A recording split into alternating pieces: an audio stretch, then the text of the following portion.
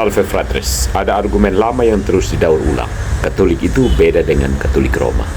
Biasanya ini diucapkan oleh mereka yang baru tahu peta Vatikan kemarin sore, tapi sudah merasa punya otoritas untuk mendefinisikan gereja Katolik lebih baik dari Paus sendiri.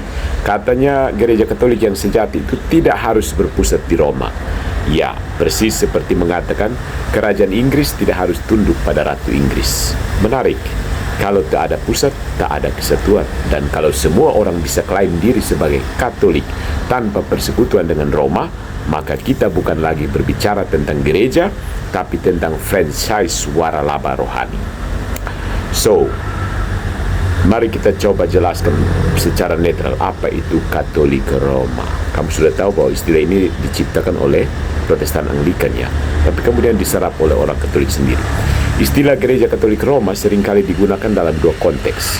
Yang pertama secara umum atau secara populer itu merujuk pada seluruh gereja Katolik yang berpusat pada uskup Roma yaitu Paus sebagai otoritas tertinggi dalam hal iman dan moral.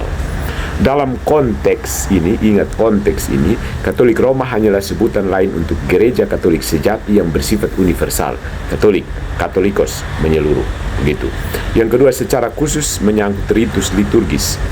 Gereja Katolik terdiri dari 24 gereja partikular sui iuris. Salah satunya adalah gereja Latin yang ritus Roma. Ini yang biasa disebut sebagai Katolik Roma dalam arti liturgis. Selain itu ada gereja-gereja Katolik Timur, Maronit, Melkit, Koptik, dan lain-lain.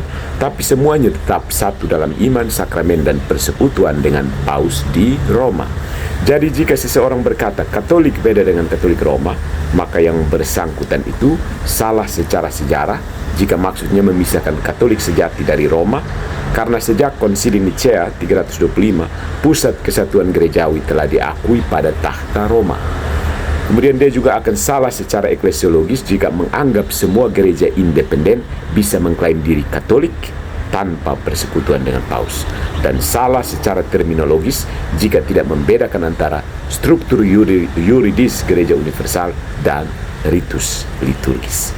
Nah, gereja ini yang dipimpin oleh penerus Petrus dan oleh para uskup yang berada dalam persekutuan dengannya adalah satu-satunya gereja Kristus. Lumen Gentium, artikel 8 dari Konsili Vatikan kedua. So my friends, mengatakan bahwa Katolik beda dengan Katolik Roma adalah argumen yang tidak historis, tidak teologis, dan biasanya tidak jujur.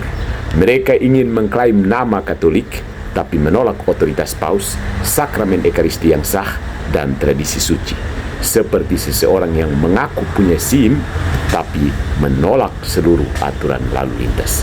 Kalau bukan dalam persekutuan dengan Roma, maka maaf, kamu bukan Katolik dalam makna gereja sejati. Kamu hanya mengklaim kata, bukan menghayati kenyataan. Follow for more.